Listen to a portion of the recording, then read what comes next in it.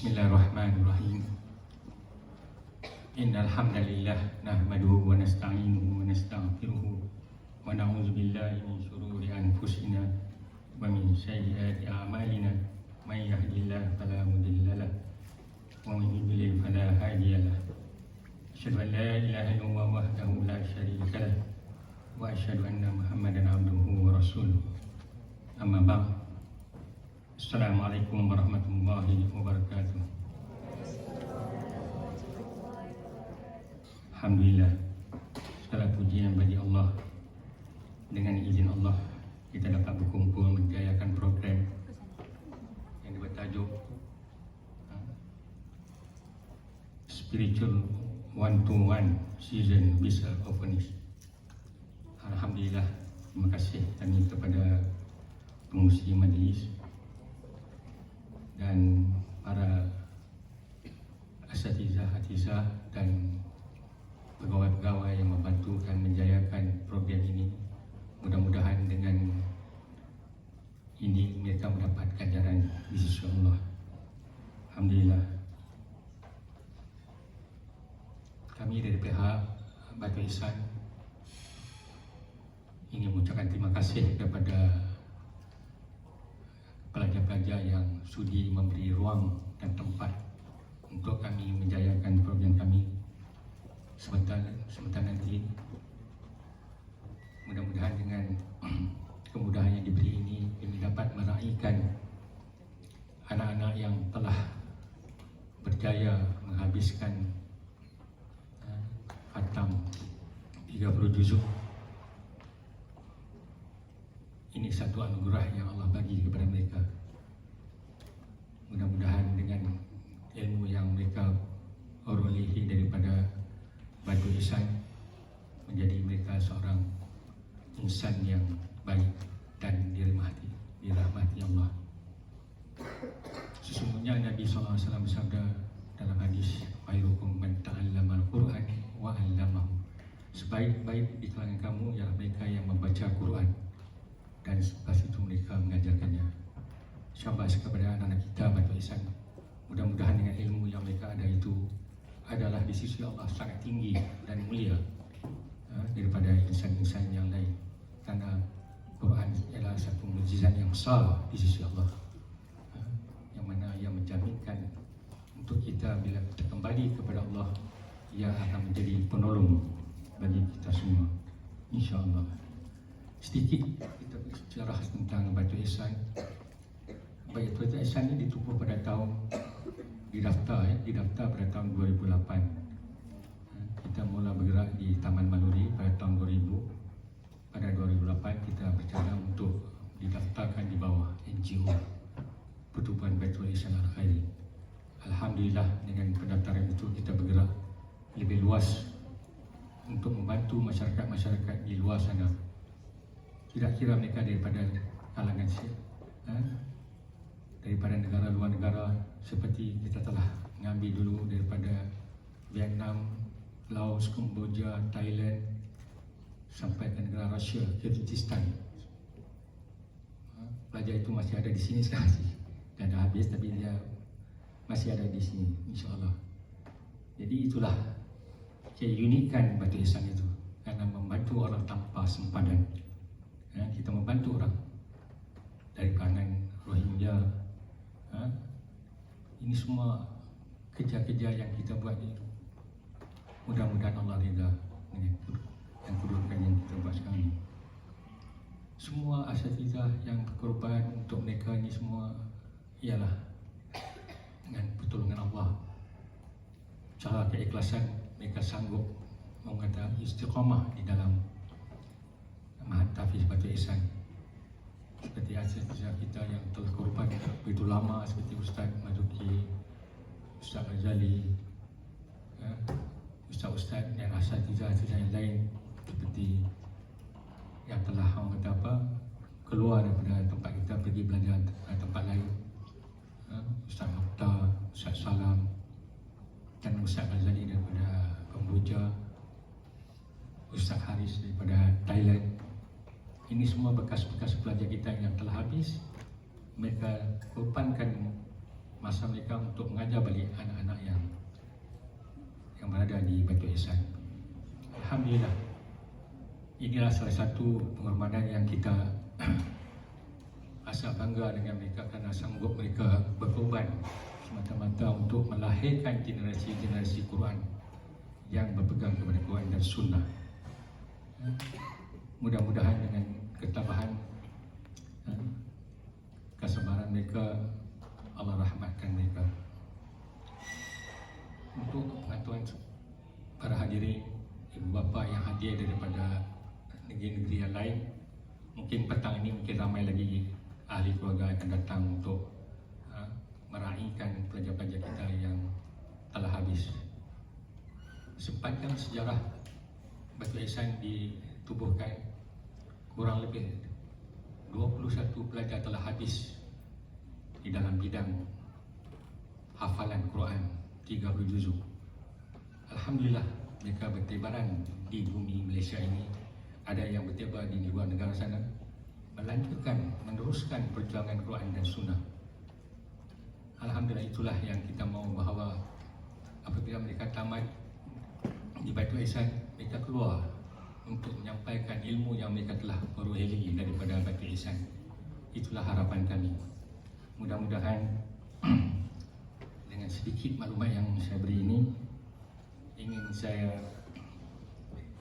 tinggalkan satu pesanan supaya kepada anak-anak, yang mana doa ini adalah doa yang Nabi ajar kepada Ibnu Abbas.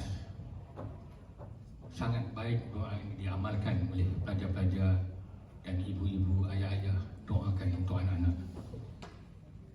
Doanya ialah Allahumma faqihhi fid din wa 'allimhu at-ta'wil.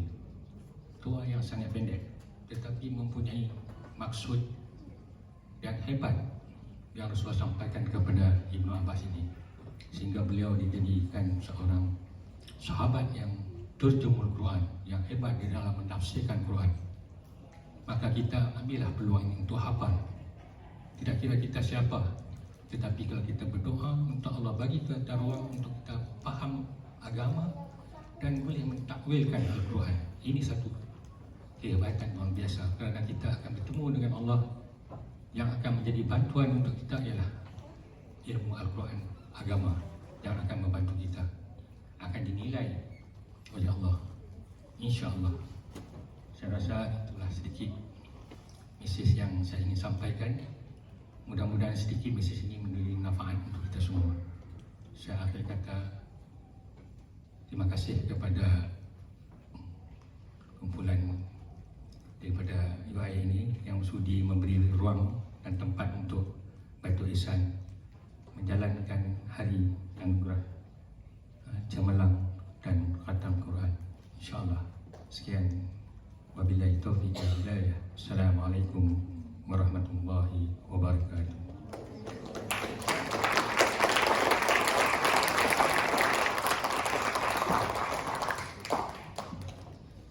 Terima kasih kepada Tuan Haji Omar bin Abdul Ghani atas ucapan sebentar itu tadi. Untuk makluman semua, bersama kita ada tetamu kehormat iaitu Dr. Al-Amirul Emir bin Ramzan Ali yang merupakan Timbalan Pengarah Pusat Sejahtera UIAM. Beliau merupakan Timbalan Pengarah bagi program-program kemasyarakatan melibatkan pelajar di UIA, dan oleh itu kami berbangga atas kesudian beliau melapangkan masa untuk menghadiri program seperti ini. Tanpa membuang masa, majlis dengan penuh takzim menjemput Dr. Al-Amirul Emir bin Ramzan Ali untuk memberi sepatah dua kata. Majlis dengan segala hormatnya menjemput.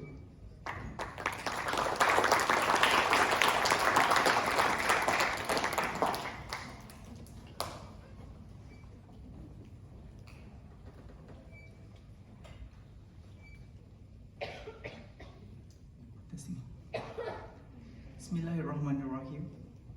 Yang saya hormati dan kasihi Tuan Haji Omar Abdul Ghani, Pengerusi Baitul Ihsan Al-Khairi, Ustaz Sadiq Ozata, Presiden Khairat Malaysia, Ustaz Syafiq Syafi'i, CEO Tewafuk Publication, dan juga para hadirin dan hadirat yang saya hormati sekalian. Assalamualaikum warahmatullahi wabarakatuh dan salam sejahtera. Setinggi-tinggi kesyukuran kehadrat Allah SWT kerana dengan izin dan limpah kurnianya kita dapat bersama pada pagi ini di majlis apresiasi untuk pelajar-pelajar Tahfiz Baitul Ihsan. Terlebih dahulu saya ingin merakamkan penghargaan kepada semua yang hadir pada hari ini. Saya juga bagi pihak pengarah Pusat Kesejahteraan dan Kelestarian dan Kemanusiaan iaitu Profesor Zainal ingin memohon maaf atas ketidakhadiran beliau atas urusan lain yang tidak dapat dielakkan. Para hadirin yang saya hormati sekalian, satu kerangka sedang dibina berdasarkan konsep Communiversity iaitu gabungan di antara community dan juga university. Salah satu inisiatif untuk kita mencapai matlamat ini ialah untuk melalui subjek-subjek wajib yang ditawarkan kepada pelajar-pelajar UIM seperti pengenalan kepada SDG dan juga Usrah in Action. Melalui subjek ini, kita dapat melihat bagaimana pelajar-pelajar UIM dapat bekerjasama bersama komuniti pilihan untuk program-program kemanusiaan. Saya berpendapat bahawa program seperti hari ini memainkan peranan yang sangat penting dalam pembangunan pelajar dan juga komuniti. Untuk pelajar-pelajar Usrah in Action pada hari ini, well done.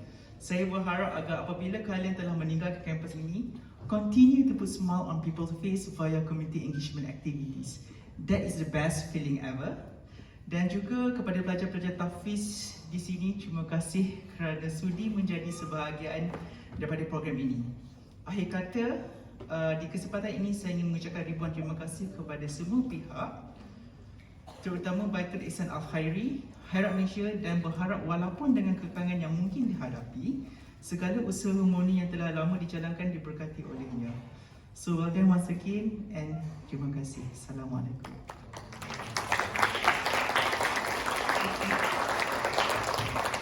Panelis mengucapkan terima kasih kepada Dr. Al-Amirul Emir bin Ramzan Ali atas titipan nasihat sebentar itu tadi.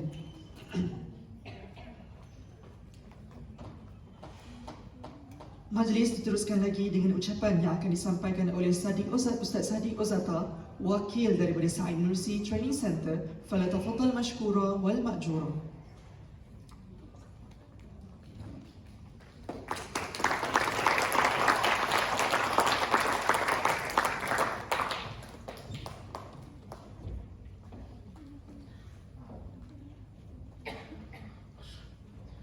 Assalamualaikum warahmatullahi wabarakatuh.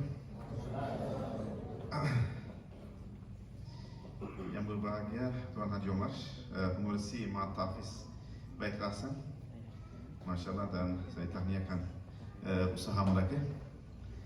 Dan yang berbahagia Ustaz Amirul, dan Ustaz Aizat juga sebagai mudir Baitul Ihsan. Alhamdulillah saya dengar banyak usaha Baitul Ihsan di dua tempat ya, di Ceras, di Gombah, dan ada juga akan dibuka dekat Hululangan ya, Ustaz. Masya Allah, bangunan. Kita doakan sama-sama insyaAllah. Satu usaha yang terbaik kan, yani khairun nas manyanfa'un nas. InsyaAllah kita sebaik-baik manusia yang memberi bantuan kemanusiaan kepada masyarakat. Dan saya juga hormati kepada CEO Khairat Relief, Ustaz Syafiq Syafi. Khairat Malaysia sebagai yayasan dakwah, ada pendidikan, bahagian pendidikan, relief bantuan kemanusiaan kepada rumah anak yatim, rumah anak yatim atau Ma'had Tahfiz. Di Turki pun alhamdulillah kami ada Ma'had Tahfiz International. Dan pelajar-pelajar dari sini pun kami hantar ke sana. Alhamdulillah tahun lepas ada 5 orang dan mereka dah habis balik. Tahun ini pun akan sudah dihantar dari Patani pun ada. Adalah peluang untuk semua pelajar-pelajar nanti masa depan mudah-mudahan Allah SWT bagi rezeki boleh pergi belajar sana juga universiti ke sekolah menengah ke. InsyaAllah peluang terbuka untuk semua.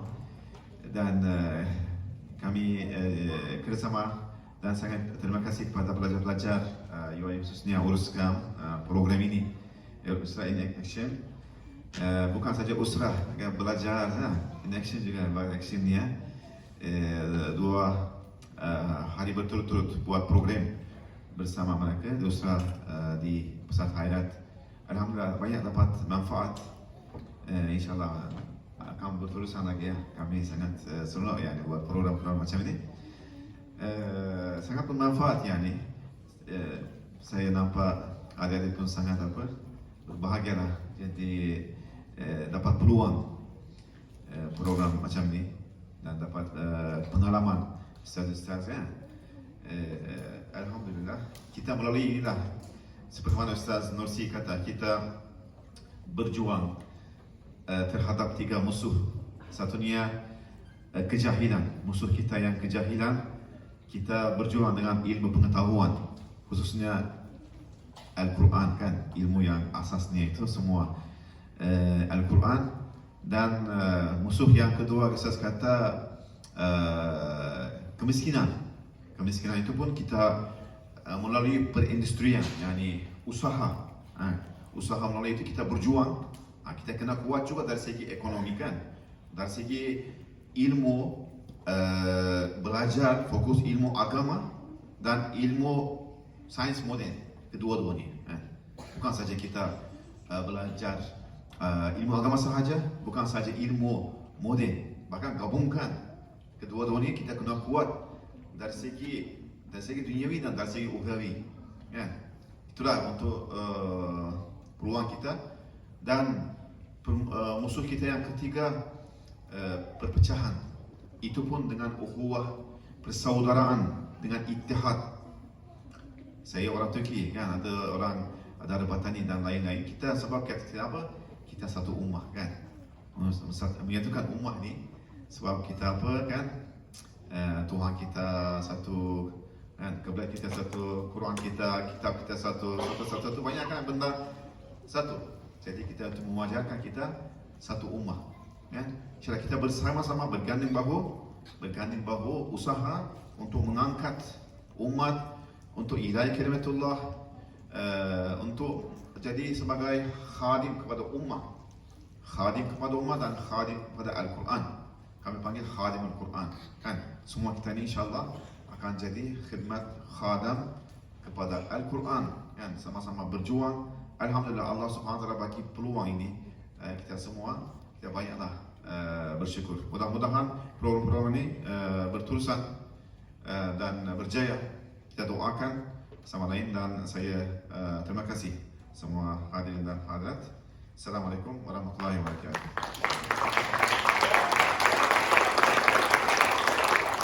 Jazakumullah khairan jazak kepada Ustaz Sadiq atas ucapan sebentar itu tadi. Baiklah, sebelum berakhir, program akan diteruskan dengan acara forum yang akan disampaikan oleh 6 pelajar dari Universiti Islam Antarabangsa Malaysia yang bertajuk Allah Makes Everything Beautiful, yang akan disampaikan di dalam bahasa Melayu. Dijemput ahli-ahli panel untuk naik ke atas pentas.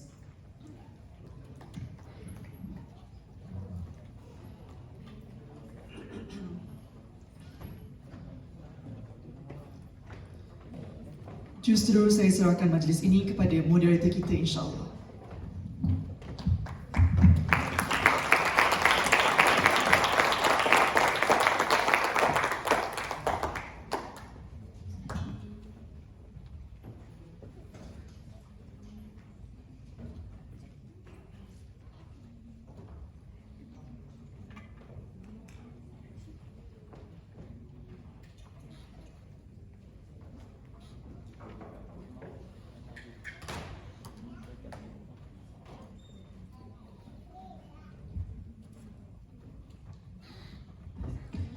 Bismillahirrahmanirrahim. Jazakumullah khairan kathiran kepada pengerusi majlis kita, saudara Adam Haikal. Bismillahirrahmanirrahim. Alhamdulillah, alhamdulillah, alhamdulillahi rabbil alamin. Wassalatu wassalamu ala ashrafil anbiya'i wal mursalin wa ala alihi wa sahbihi ajma'in. Amma ba'd. Adik-adik, kakak-kakak, abang-abang, para asatizah, para panel kita pada hari ini yang insya-Allah dimuliakan oleh Allah Subhanahu wa taala.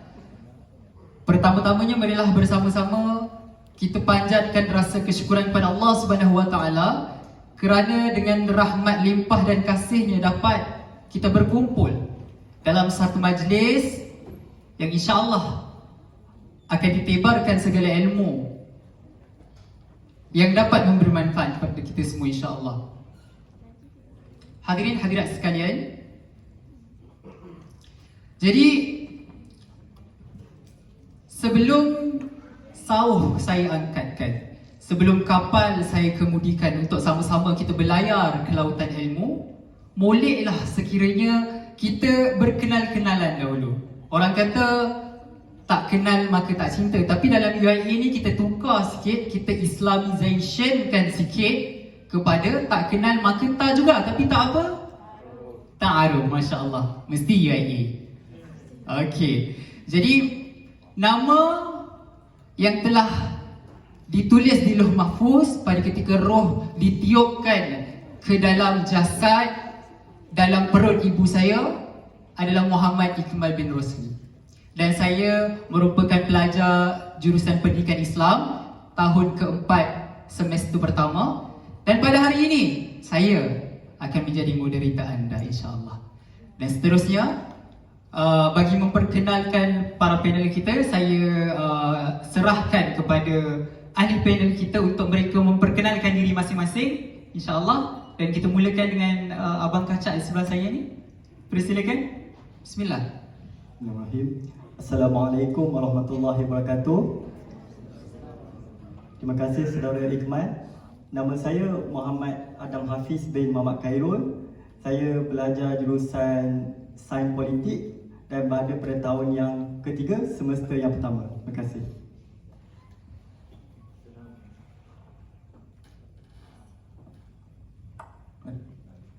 Bismillahirrahmanirrahim. Assalamualaikum warahmatullahi wabarakatuh. Nama diberi Muhammad Aisyah bin Muhammad Ri. Saya pelajar tahun ketiga semester pertama dalam jurusan Sosiologi dan Antropologi. Terima kasih.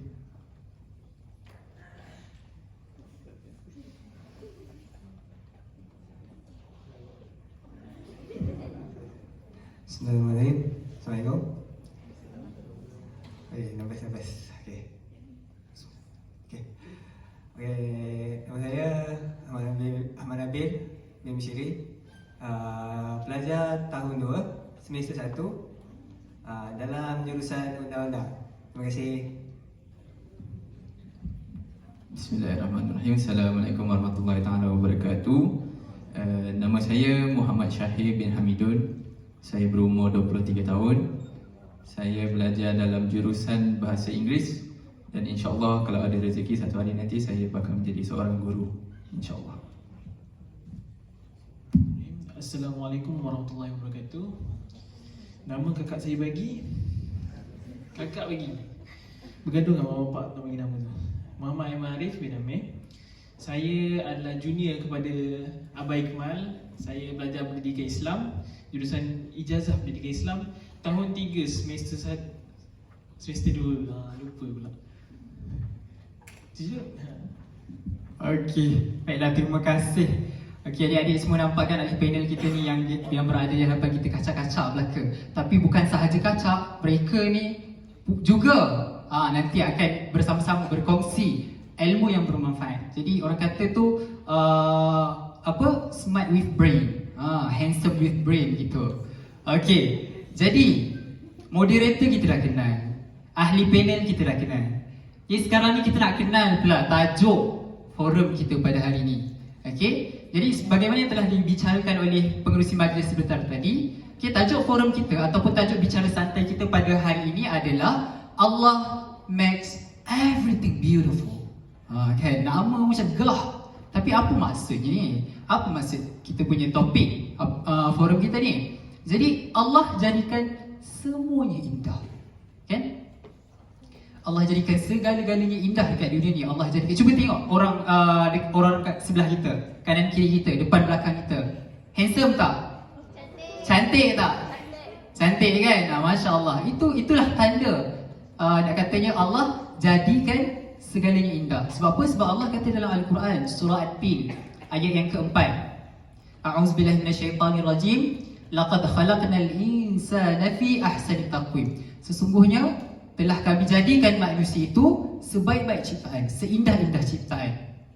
Tapi kita dah tahu dah kita manusia ni indah. Sebab apa? Kita ciptaan Allah. Tapi adakah hidup kita ni juga indah? Adik-adik, indah ke hidup kita ni?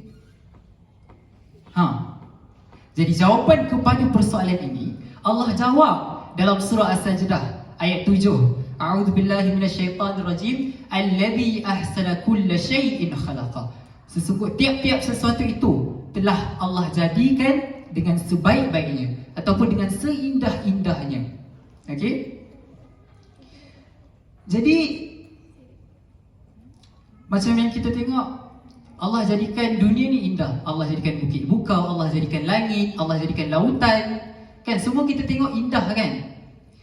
Dan untuk pengetahuan semua, ciptaan indah daripada Allah Subhanahu Wa Taala ni sebenarnya produk kepada apa? Produk kepada 99 nama-nama Allah. Kan yang kita nasyid tadi ada 99 kan, bermula daripada Ar-Rahman, Ar-Rahim sampai habis. Kan Allah Maha Pengasih, Maha Penyayang, Maha Al-Khaliq, Maha Pencipta, Al-Hakim, Maha Bijaksana. Jadi nama-nama Allah ni kitalah produknya. Kan Allah ni Maha Indah. Kan Allah sukakan sesuatu yang indah. Jadi logik ke bila Allah Tuhan kita suka, Allah yang Maha menyukai keindahan menciptakan sesuatu yang tak indah. Okay, jadi benda itu tak logik. Jadi sebab itulah saya kata hidup ni indah. Kan? Tapi timbul lagi persoalan adik-adik. Kan? Kalau tadi kita tanya hidup ni indah ke? Yang ni ada lagi soalan. Kata, kalaulah betul hidup ni indah, kenapa Allah hadirkan musibah? Allah hadirkan ujian untuk kita. Allah hadirkan kegelisahan, kesedihan. Kenapa? Kalau ada semua benda tu, adakah maksudnya dunia ni tak indah? Kan? Jadi untuk menjawab persoalan ini, okay, jadi saya serahkan kepada panel kita yang pertama, iaitu saudara Adam, insya-Allah untuk menjawab persoalan ini. Persilakan. Bismillahirrahmanirrahim.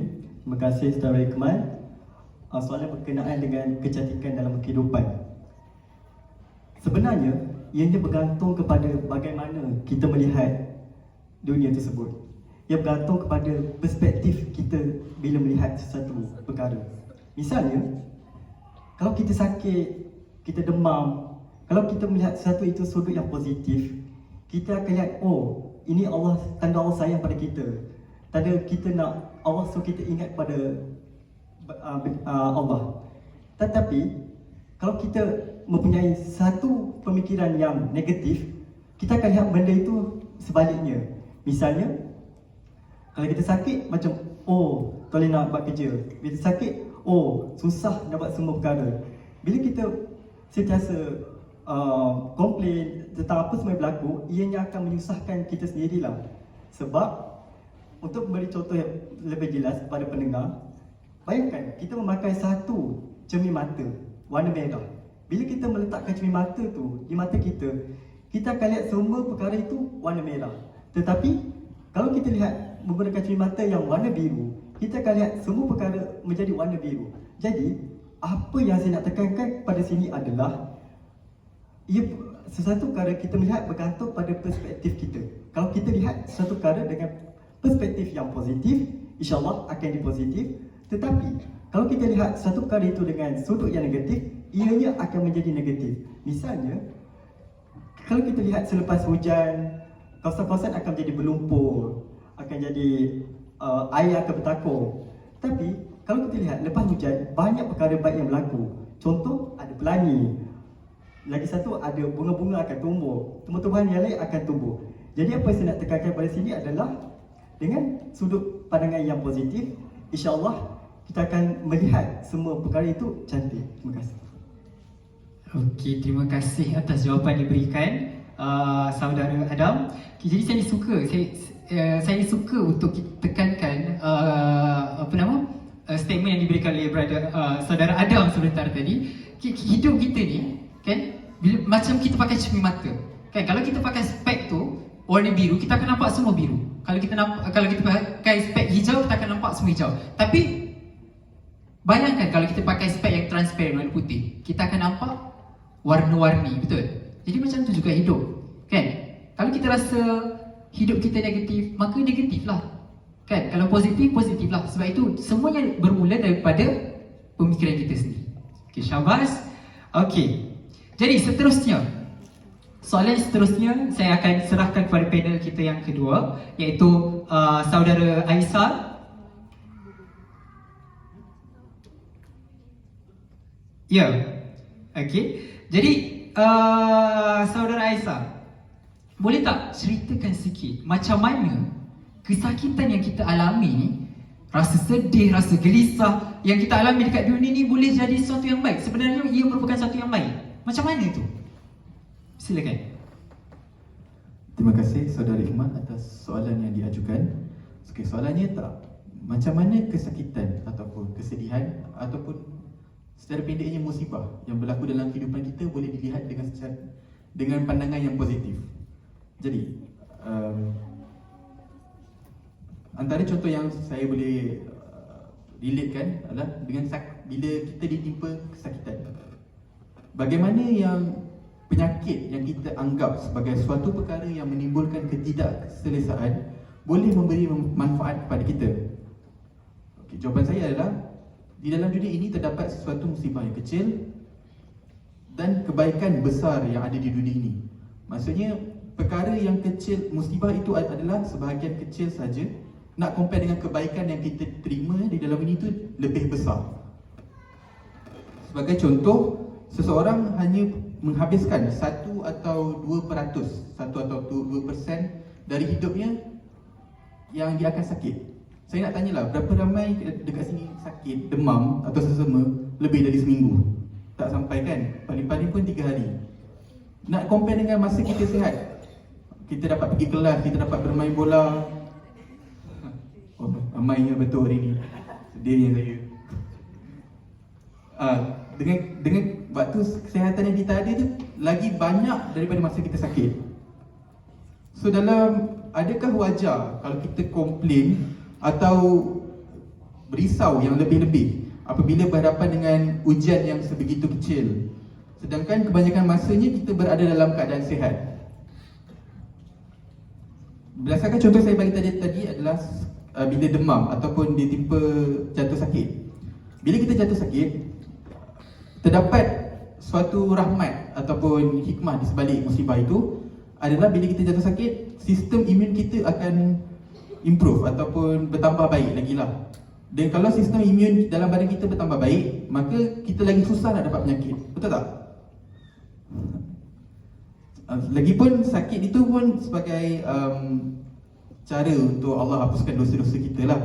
So kita tidak perlu nak pergi ke Mekah atau terbang ke melakukan haji umrah semata-mata nak mencium Hajaratul Aswad untuk membersihkan dosa. Itu bukan saja caranya. Sakit juga adalah salah satu kaedah untuk menghapus dosa. Antara hadis yang saya boleh share di sini adalah jika seseorang mukmin itu ditimpa sakit, keletihan dan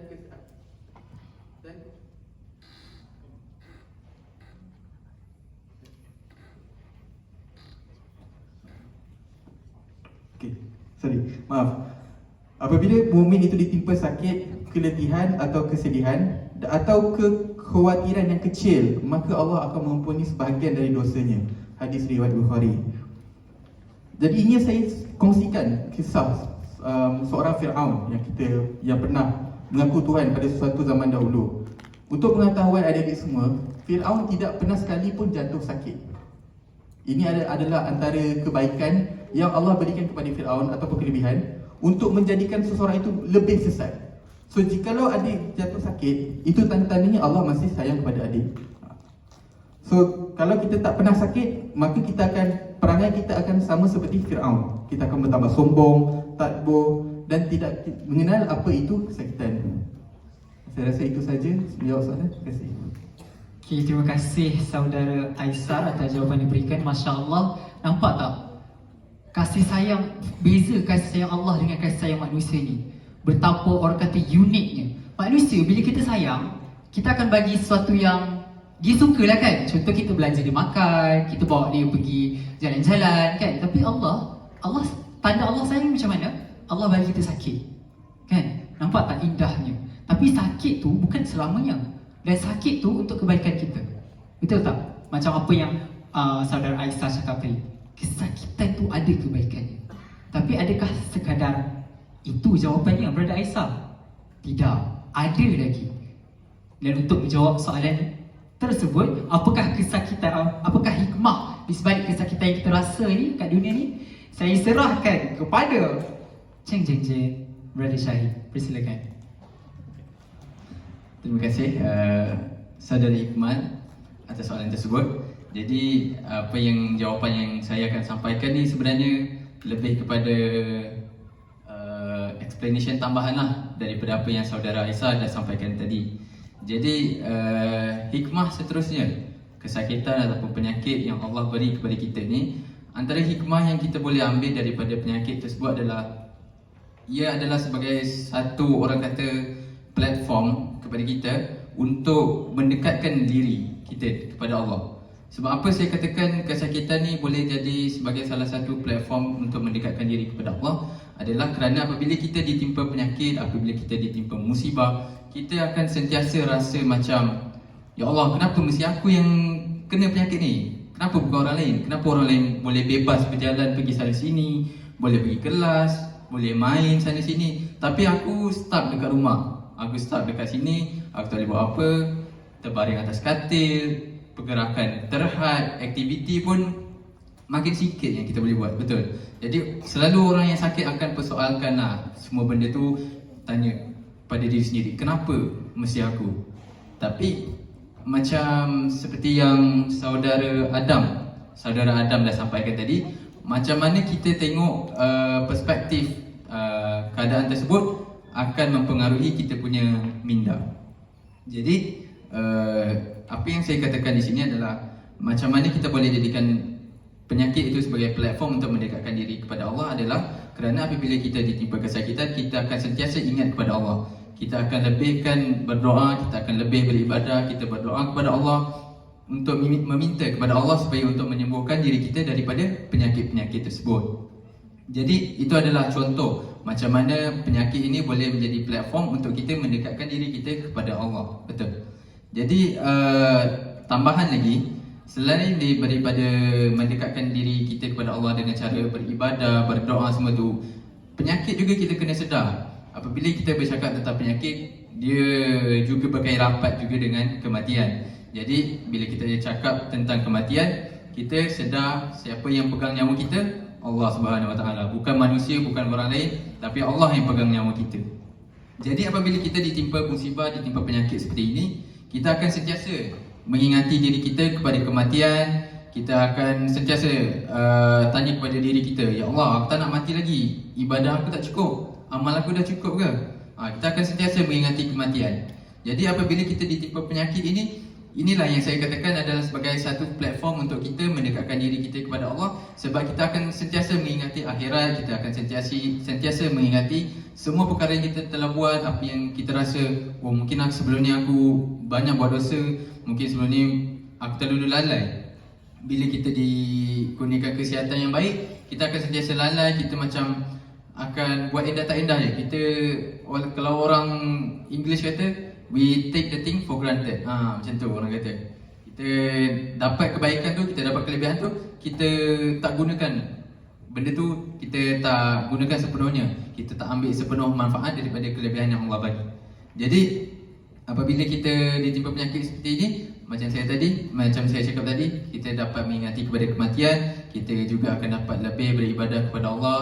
Dan itulah antara hikmah-hikmah lain penyakit, bila kita ditimpa penyakit. Jadi saya harap saya dah menjawab persoalan. Sekian, terima kasih. Sama-sama Brother Syahid. Jadi saya sebenarnya setuju dengan jawapan Brother Syahid. Sebenarnya sakit ni kita boleh dekatkan diri kepada Allah. Sebab siapa tadi yang batuk-batuk tadi tu? Adik-adik tadi yang batuk kan? Inilah masanya untuk adik-adik muhasabah ni. Adakah batuk yang aku batukkan tadi tu adalah batuk terakhir aku? Atau macam mana? Time lah kita nak muhasabah diri. Jadi jangan kesakitan yang kita rasa tu adalah satu benda yang orang kata yang negatif. Kesakitan ni dia sebenarnya adalah satu benda yang positif, dengan syarat kita fikir dia positif. Okay? Kalau kita kata aku sakit, aku nak mati, tapi aku tak bersedia nak mati ni. Okay, so macam mana ni? Kita tak bersedia nak mati, tapi kita fikir kita nak mati. So caranya macam mana? Caranya kita bersedialah dengan cara, okay, bila aku sakit ni, kita muhasabah diri. Lepas tu, kita berzikir banyak, kita beristighfar. Istighfar tu paling penting. Okay, kita istighfar banyak supaya dapat menghapuskan dosa kita.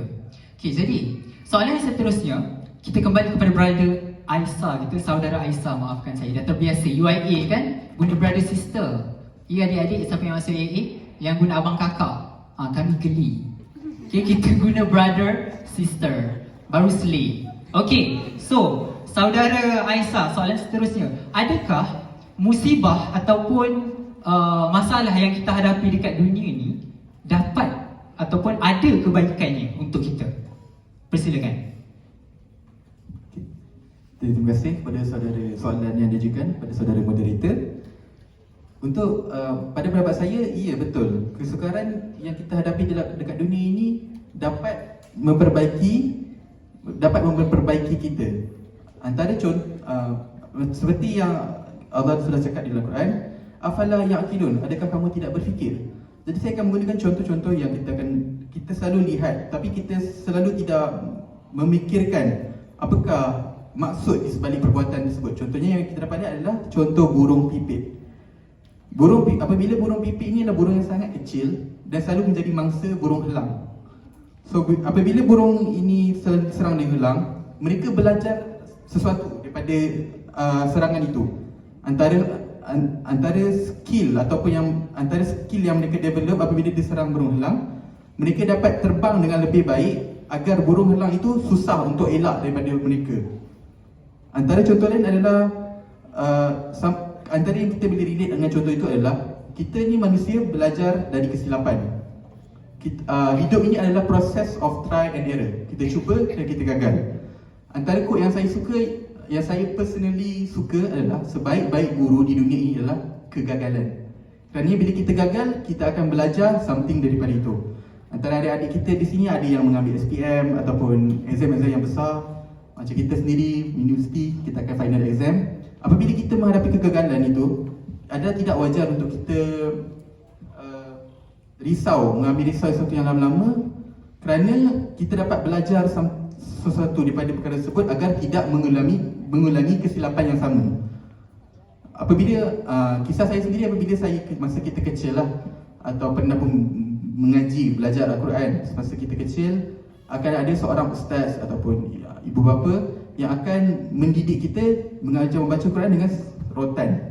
Antara siapa yang pernah merasainya lah. Sekali je kita salah menyebut makhraj ataupun salah membaca tajwid, maka satu sebatan rotan akan kena di tangan. Itu sebatan itu dah sakit. Tapi sampai sekarang saya dapat belajar untuk membaca Al-Quran dengan tertil, dengan betul. Antara contoh yang kita dapat lihat dan adalah contoh apabila proses pembuatan pedang. Untuk buat suatu pedang memerlukan besi yang mentah, iaitu asalnya satu congkang besi.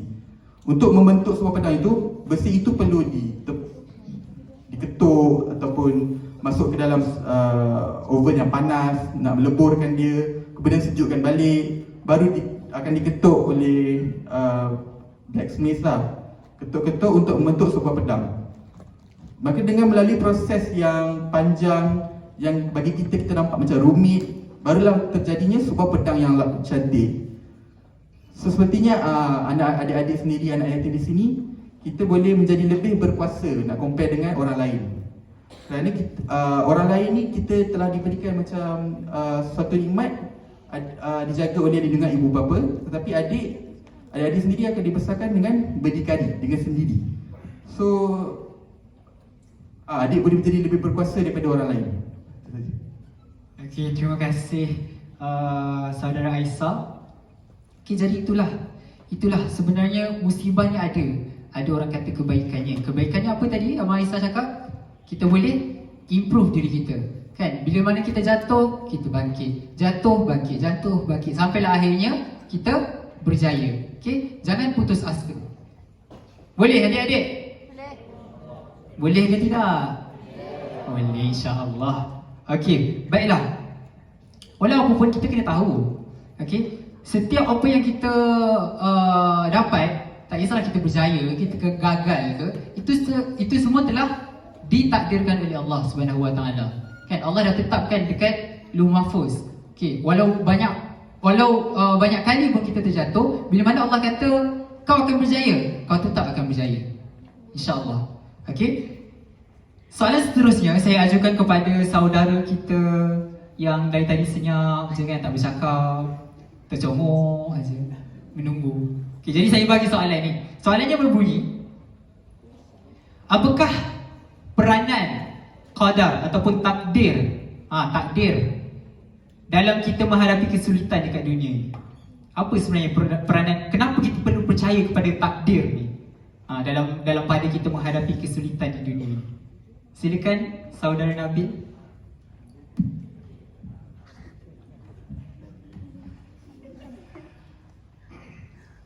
Okey, bismillah. Okay.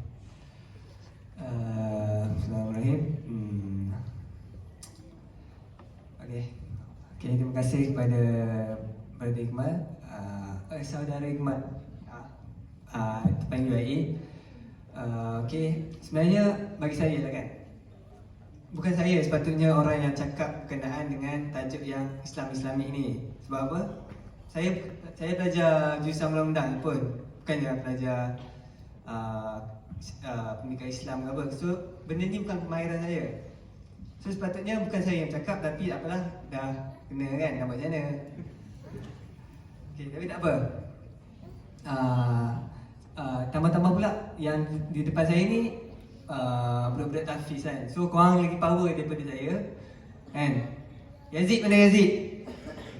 Cuak. Terus ni Yazid. Mus'ab mana?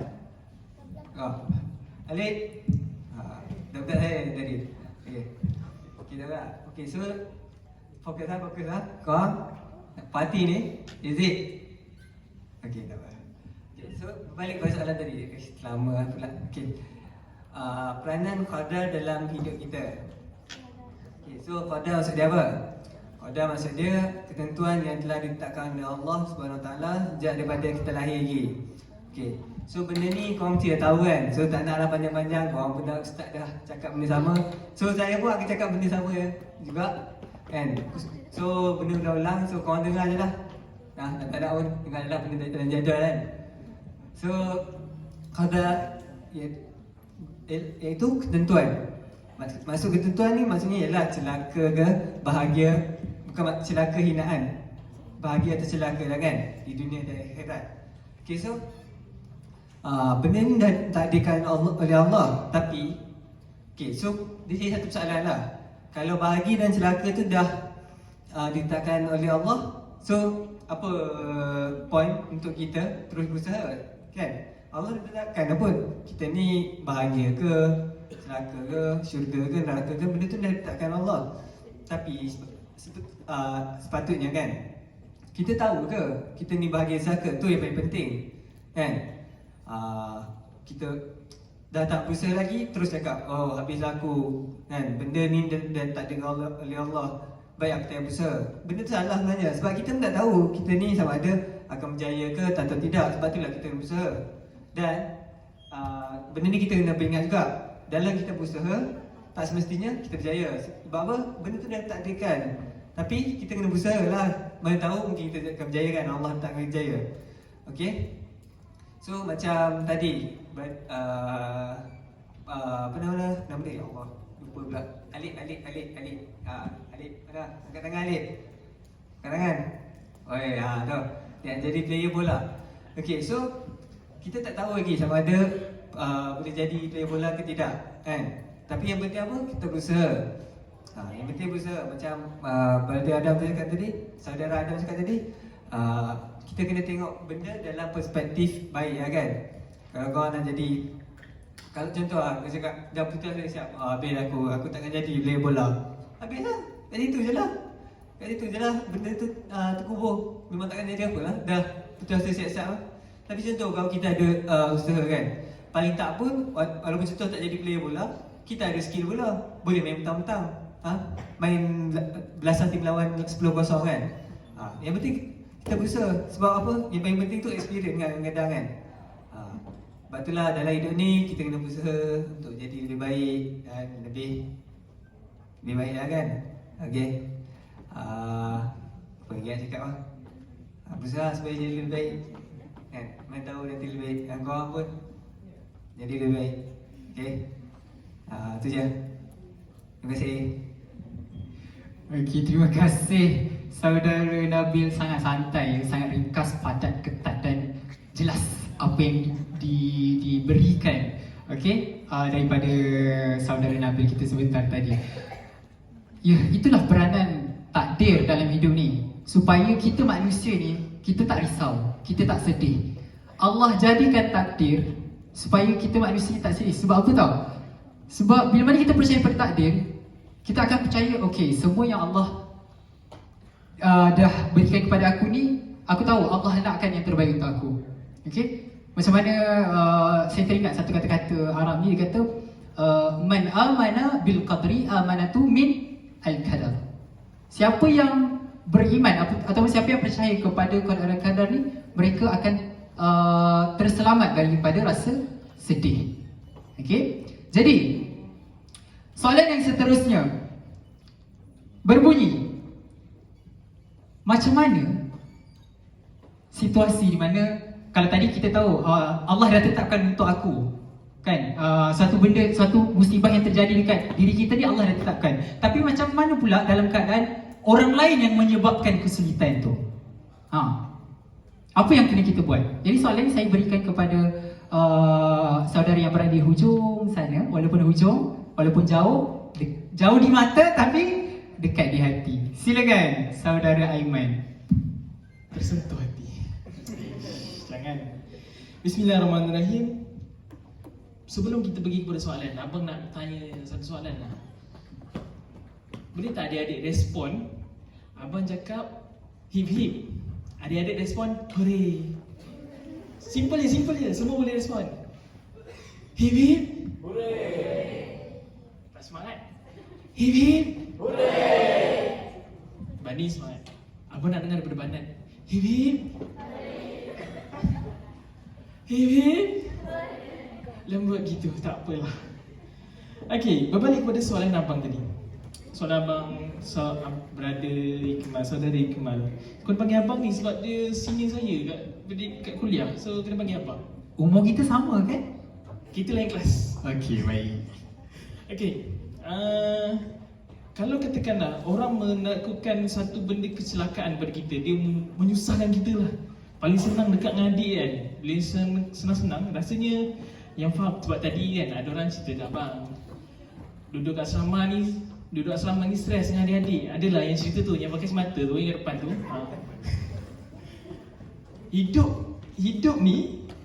Hidup ini tidak pernah lagi Allah wujudkan. Dunia ni, hidup ni berseorangan.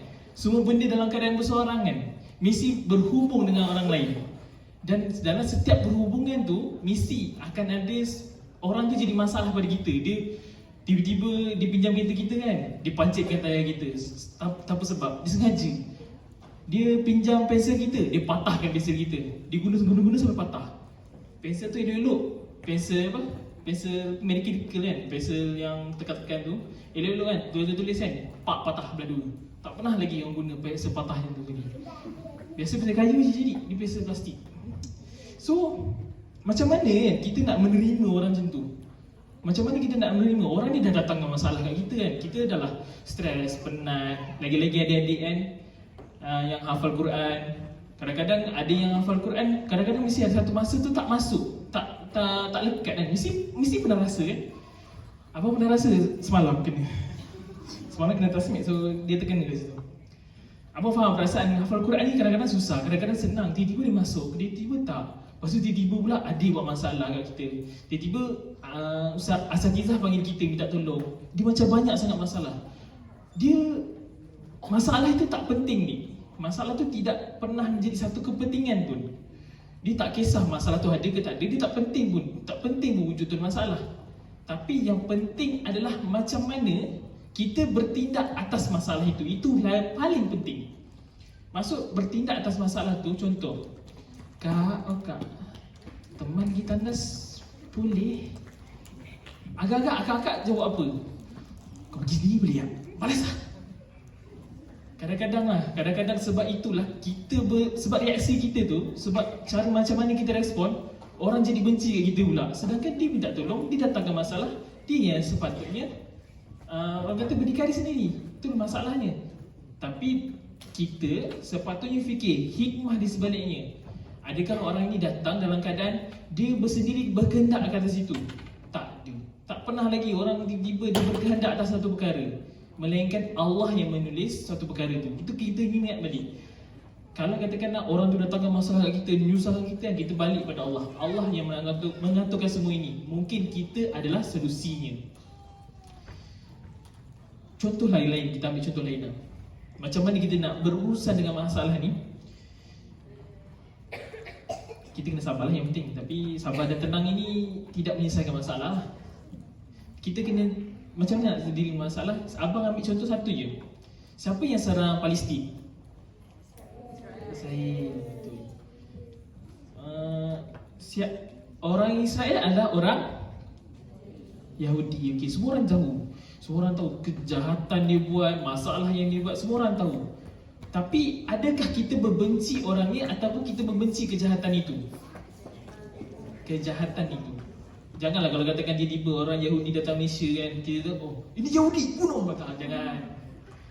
Allah tidak pernah buat macam itu, Nabi pun tidak pernah cakap itu. Sedangkan sewaktu Nabi sewaktu Nabi datang ke kota Madinah, sewaktu nak menamakan Madinah itu sendiri, membina piagam, orang Yahudi itu disambut bersama-sama.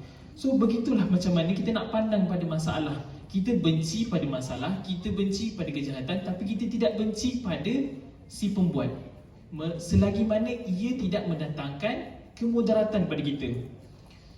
Okey, abang harap benda ni dapat jelas lah. Jangan sampai dekat asrama nanti adik rasa macam tertekan dengan adik, dengan junior-junior kan, yang ni menyusahkan adik. Tak apa, sabar, tenang, fikir cara yang paling senang. Contoh macam tadi, Kak, tolong teman kita Nas. Teman dia sampai pintu, sebalik tinggalkan dia dekat tandas seorang. Nanti pandai dia. Okey, itu saja daripada saya. Saya serahkan semula kepada Abang Ikmal. Abang. Okey, terima kasih saudara Aiman atas jawapan yang diberikan. Jadi satu benda yang saya dapat daripada penerangan saudara Aiman sebentar tadi, betul lah, kita ni jangan pentingkan kepada masalah, tapi kita pentingkan kepada cara kita nak deal dengan masalah tu. Contohnya kalau tadi Abang Aiman bagi contoh kan, kalau ada adik suruh kita teman pergi tandas kan, benda tu kecil je kan, tapi kita time tu kita tengah tak ada mood kan, jadi benda tu jadi masalah. Jadi kita tolong dia semampu je lah kan. Tapi kalau kita rasa kita tak mampu nak tolong, cakap. Okey, jangan diam, jangan buat muka, jangan orang kata tolong tu dalam keadaan yang tak ikhlas. Macam, yelah cepat sikit, kau ni marah pula kan. Jadi benda tak best. Kalau kata tak boleh, tak boleh lah, sorry adik, pergi minta tolong abang ataupun kakak yang kat depan tu, akak tak ada mood, faham kan? Macam tu. So kan, caranya mudah, kita je yang mempersulitkan. Okey, jadi soalan yang seterusnya, okey, mesti saya minta maaf ya kalau soalan ni agak sensitif, tapi insyaAllah lah. Soalannya berbunyi, kita tahu adik-adik yang berada dekat depan kami sekarang ni tak sama macam anak-anak lain. Maksudnya anak-anak lain yang kat luar sana, mereka ada tempat bergantung, mereka ada ibu bapa kan, mereka ada ibu bapa lah untuk mereka bergantung, bercerita masalah dan sebagainya. Tapi adik-adik tak ada, anak yatim ni tak ada ibu bapa. Jadi kepada siapa mereka nak bergantung sebenarnya? So soalan ni saya serahkan kepada saudara Adam. Silakan. Terima kasih saudara Ikmal. Ya, soalan ni agak sukar sebenarnya untuk saya jawab, tapi tak apa, ini soalan saya yang terakhir. Saya akan cuba jawab dengan sebaik yang boleh. Okey, soalan pertama, kepada siapakah kita nak mengadu, nak bercerita, nak meminta pertolongan? Saya akan cakap bergantung kepada Allah Subhanahu Wa Taala. Sebab kenapa? Allah itu pencipta kita. Kalau kita ada masalah, memerlukan pertolongan dan nak bercerita, berceritalah kepada Allah. Kerana Allah tu Maha berkuasa dan Allah juga Ar-Rahim, Maha penyayang. Jadi kalau adik-adik di sini ada masalah, ada kadang-kadang kita dalam seharian kita banyak berjumpa dengan orang, banyak berjumpa dengan masalah-masalah tertentu. Jadi kadang-kadang kat mana kan kita nak meluah, kat mana kita nak bercerita, kat mana kita nak meminta pertolongan. Kadang-kadang kita tak jumpa benda-benda tersebut. Jadi apa yang boleh saya cadangkan adalah berceritalah, mengadulah kepada Allah Subhanahu Wa Taala. Seterusnya, bila kita perlukan pertolongan, berdoalah kepada Allah kerana Allah itu Maha Makbul. Allah itu sentiasa mendengar rintihan kesemua hamba-hambanya yang kita semualah yang kita ada kat sini. Allah akan sentiasa dengar pertolongan kepada hambanya. Dan lagi satu, lepas kita solat, ini cadangan, lepas kita solat, berdoalah kepada Allah, meminta pertolongan. Contoh lepas kita dah habis belajar, kita nak bekerja, contohnya, berdoalah kepada Allah. Lagi satu, contohnya kita nakkan jodoh, doalah kepada Allah. Kerana Allah itu kita punya Tuhan dan dia akan sentiasa menolong hamba-hambanya meminta pertolongan. Jadi apa yang saya boleh sampaikan kepada adik-adik semua adalah, kalau kadang-kadang kita merasa memerlukan pertolongan, memerlukan tempat untuk mengadu, memerlukan tempat untuk bercerita, berceritalah kepada Allah. Jadi saya rasa sekian saja daripada saya untuk soalan yang terakhir. Terima kasih. Okey, terima kasih saudara Adam. Betul tu adik-adik. Pernah tak rasa pada satu ketika kita rasa kita macam terlalu banyak sangat masalah yang kita pendam? Kan sampai kita rasa macam nak mengadu dengan manusia pun tak ada jiwa. Macam mengadu macam sia-sia je, bukan dia orang faham pun. Kan? Jadi bila kita sampai satu tahap ni, adik-adik tidur awal, bangun pukul 1, 2, 3 pagi, time tu ambil wudu, solat 2 rakaat dan time tu mengadulah pada Allah. Percayalah, ni bukan saya je yang buat ni, abang-abang, kakak-kakak, kakak semua dah buat. Diorang kata benda ni sangat mustajab. Orang kata mustajab, sangat berkesan. Okey, bila rasa kita stres, kita bangun malam, solat 2 rakaat, lepas tu kita mengadu pada Allah, menangis yang sepuas-puasnya, menangis yang sebetul-betulnya. Percayalah, lepas tangisan tu kita akan rasa macam lega yang maha dahsyat, akan rasa tenang yang maha dahsyat. Percayalah. Kalau tak percaya, cuba buat. Okey, kalau tak jadi juga mungkin ada masalah hati kot. Okey, kita teruskan kepada soalan kita yang terakhir. Alah, the last question. Sebab kita ada kekurangan masa. Jadi ini adalah soalan yang terakhir. Okey, jadi soalannya berbunyi, orang kata yang cantik ni, yang indah ni tak semestinya baik. Jadi saudara Syahir, apa komen saudara? Terima kasih saudara Iqmal. Yang baik tak semestinya, yang indah, yang cantik tak semestinya baik. yang indah tak semestinya baik. Okey, saya nak tukar sikit lah ayat dia. Saya tukar jadi yang senang tak semestinya akan senang berterusan sampai bila-bila. Okey, apa yang saya nak maksudkan kat sini adalah, okey, Allah dah ciptakan kita dalam pelbagai bentuk, pelbagai rupa, pelbagai darjat, betul tak? Mungkin ada antara kita ada sultan, kita ada rakyat biasa, kita ada juga yang fakir miskin, betul? Pernah tak kita terfikir, kenapa wujud semua benda tu? Betul? Kenapa mesti wujudnya orang kaya, kenapa mesti wujudnya orang miskin? Kenapa mesti wujudnya orang yang masih ada ibu bapa, kenapa ada lagi yang dah tak ada pun ibu bapa? Okey, jadi saya nak kata semua benda tu yang kesenangan yang orang dapat tak semestinya akan menjadi perkara baik kepada diorang. Kenapa? Sebab kita kena sedar apa yang kita dapat itu mungkin akan boleh jadi satu bentuk ujian kepada diri kita. Faham? Saya bagi satu contoh lah. Saya bagi contoh harta. Okey, kalau kita contoh, kalau saya ni orang biasa, saya taklah banyak harta, taklah kurang harta, biasa-biasa orang kata. Tapi kadang-kadang saya macam terfikir, kenapa tak boleh nak jadi kaya? Kenapa orang kaya ni seronok lah hidup dia, kenapa hidup dia senang lenang semua tu kan. Tapi bila saya fikir balik, kita hidup ni sentiasa ada ujian, dan setiap orang ada ujian yang tersendiri. Jadi macam tu jugalah apa yang terjadi kepada orang yang banyak harta, mereka juga ada ujian yang tersendiri. Mungkin Allah akan hadirkan ujian itu kepada mereka dalam bentuk sama ada mereka gunakan harta mereka itu di jalan kebaikan ataupun tidak. Faham? Contohlah saya bagi, mungkin orang kaya mereka gunakan duit harta itu untuk bagi rasuah kepada orang lain, ataupun diorang pergi masuk bayar tempat yang tak sepatutnya. Contohnya pergi konsert kan, konsert Coldplay. Ada yang pergi konsert? Tak ada kan? Pergi tempat yang maksiat, tempat maksiat. Ada banyak harta tapi gunakan duit tu dekat tempat yang tak elok. Jadi itulah ujian yang Allah bagi. Jadi kita kena sedarlah. Kalau contoh saya kata, kalau kita rasa kita ada kekurangan dan kalau kita nak bandingkan dengan orang lain, kita kalau boleh janganlah rasa macam tu. Sebab orang saya pernah dengar orang kata, kalau kita lagi banyak kesenangan, akan lagi banyak ujian yang Allah akan hadirkan kepada kita. Betul.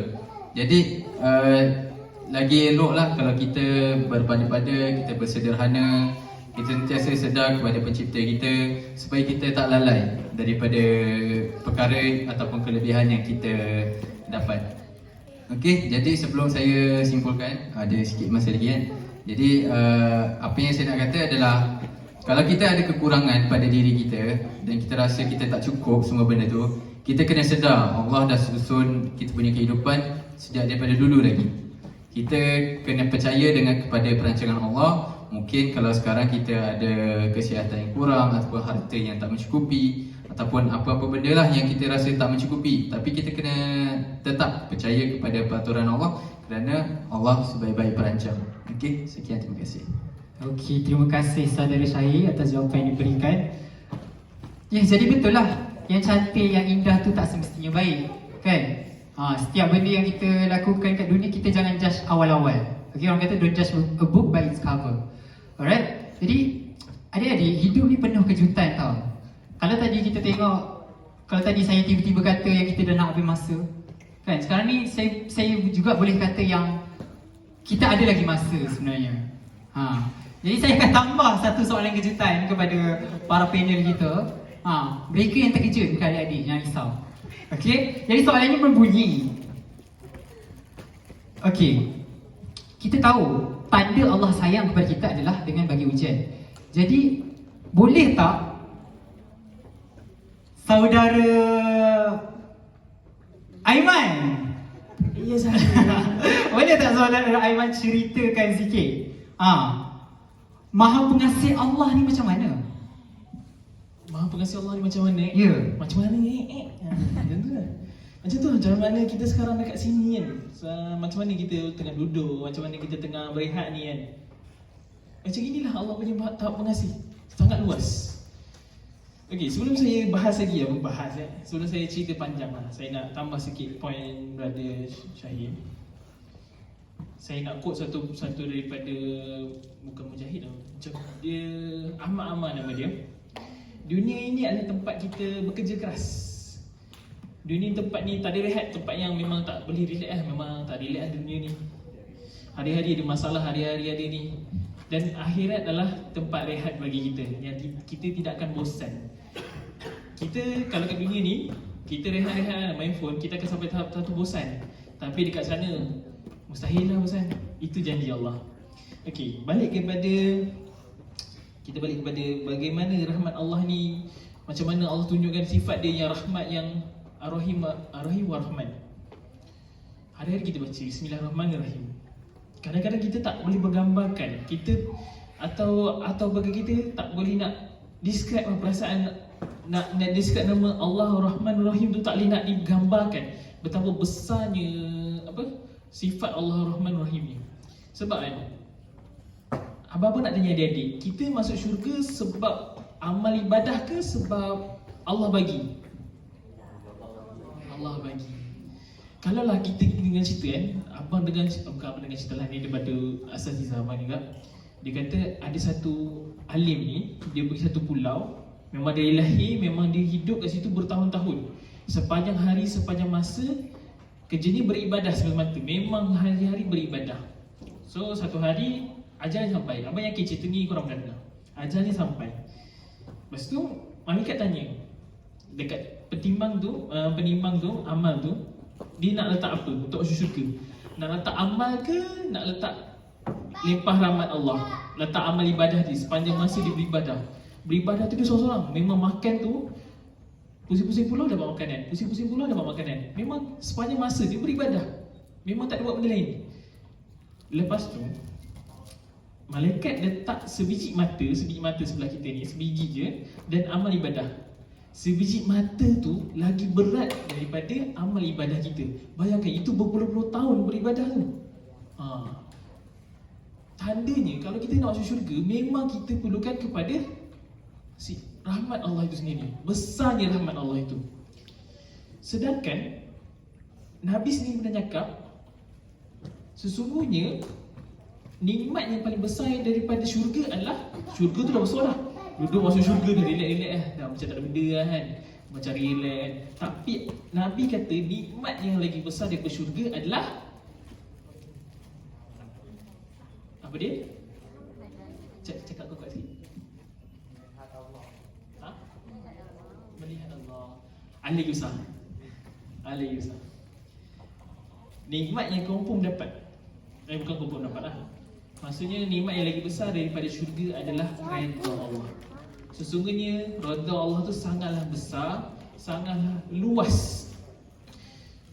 Itulah gambarannya macam mana syurga itu tidak dibandingkan dengan redha Allah. Tapi itu cerita syurga. Kalau kita cerita dunia lah, kita cerita duniawi sikit Abang nak tanya, hari ini ada tak siapa-siapa yang tak boleh bernafas?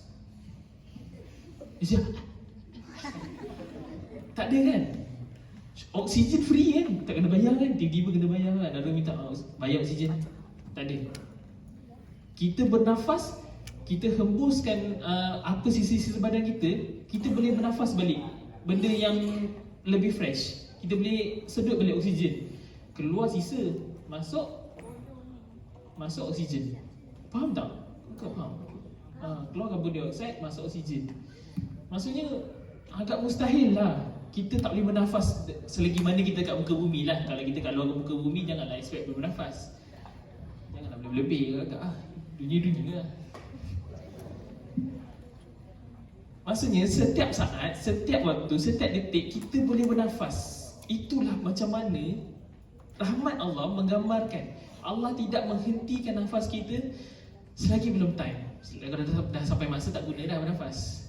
Dia macam orang ini dah sudah meninggal, tak boleh bernafas. Kita dah faham lah, tak boleh bernafas, maksudnya dah meninggal. Kita dah faham. Dan kalau katakanlah analogi yang susah.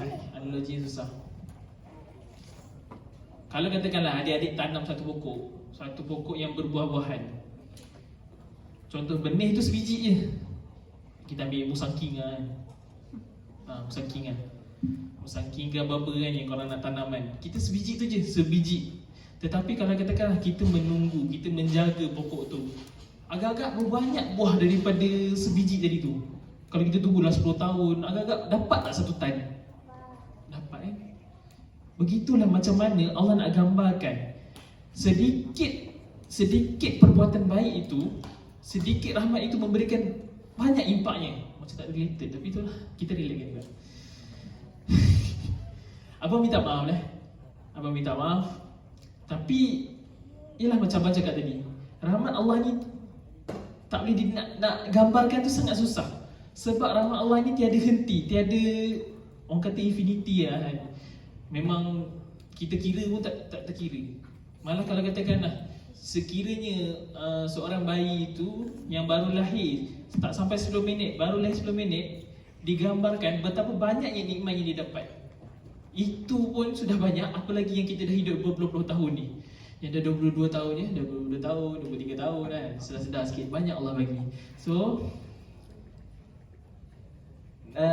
abang akhiri dengan abang punya ni dengan satu kisah. Adik-adik tahu kan, Nabi Muhammad SAW seorang yang tidak akan berdosa, betul? Tapi adakah Nabi tidak pernah berjaga malam? Pernah kan Nabi selalu berjaga malam betul? Sayyidina Aisyah radhiyallahu anha tanya kepada Nabi, kenapa kau berjaga malam? Kenapa kau beribadah sedangkan kau ni memang takkan ada dosa, memang suci? Nabi SAW jawab apa? Tidak bolehkah aku bersyukur ke atas rahmatnya, bersyukur atas apa yang dibagi. Begitulah macam mana besar ni nikmat yang Allah bagi pada kita. Saya rasa dah panjang saya cakap ni, 6 minit dah. Saya serahkan semula kepada Abang Aiman. Okey, terima kasih Abang Aiman atas jawapan yang diberikan. Masya Allah, yang betapa besarnya rahmat yang Allah bagi dekat kita kan. Tak tahulah kita ni bersyukur ke tak. Tepuk dada tanya Iman. Okey, Iman ada ke Iman? Tiba. Okey, jadi kesimpulan untuk forum kita pada hari ini ya. Adik-adik semua, hidup kita ni biarlah kita jadi macam air. Air yang mengalir. Okey? Walaupun air tu akan mengalir di tempat yang tinggi dan akan jatuh ke bawah, tapi tetap akan mengalir sehingga ke muara. Okey? Takkan ada yang menghentikannya kecuali dengan izin Allah. Tapi apa yang saya nak kata adalah sama juga macam hidup kita ni. Okey? Berapa banyak kali kita jatuh, kan? Berapa banyak kali air mata yang keluar, berapa banyak kali hati yang terluka ni, kita rasa putus asa. Jangan sesekali kita berhenti. Kita teruskan. Kan bahkan Allah kata dalam Al-Quran surah Az-Zumar ayat 39 yang bermaksud, wahai hamba-hambaku yang melampaui batas, jangan sesekali engkau berputus asa dengan rahmat Allah. Sesungguhnya pertolongan Allah itu sangat dekat. Jadi kita kena pegang ayat ni kuat-kuat. Okey, supaya kita tak jatuh. Kita teruskan perjalanan kita ni dekat dunia ni sampailah nanti tujuan kita. Kat mana tujuan kita? Dekat mana?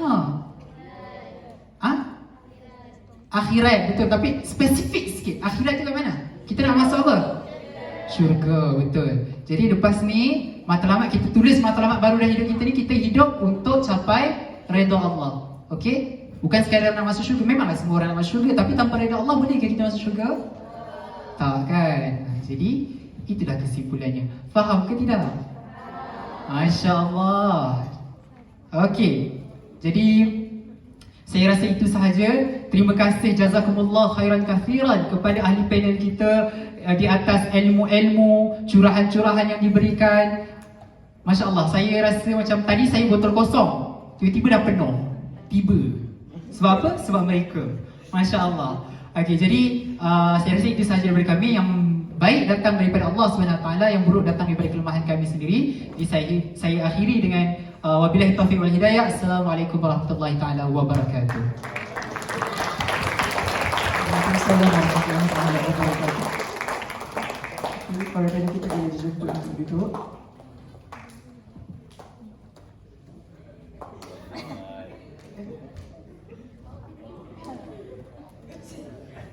Okay.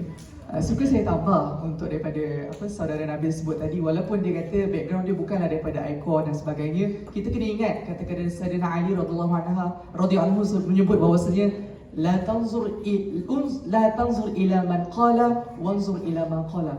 Jangan tengok kepada siapa yang cakap dekat depan ni, tapi tengok apa yang disampaikan. Okey? Jadi oleh itu Million wa alfu syukran saya ucapkan kepada ahli-ahli panel dan moderator atas perkongsian yang menarik dan padat dengan informasi itu tadi. Diharapkan segala input dapat adik-adik kita catat dan sama-sama kita amalkan di kemudian hari, insya-Allah.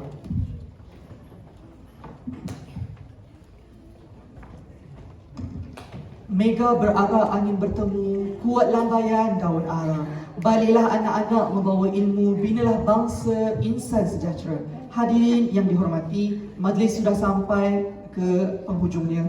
Diminta untuk tetamu-tetamu kehormat, anak-anak yatim dan komiti untuk rapat ke bahagian tengah dewan bagi sesi bergambar.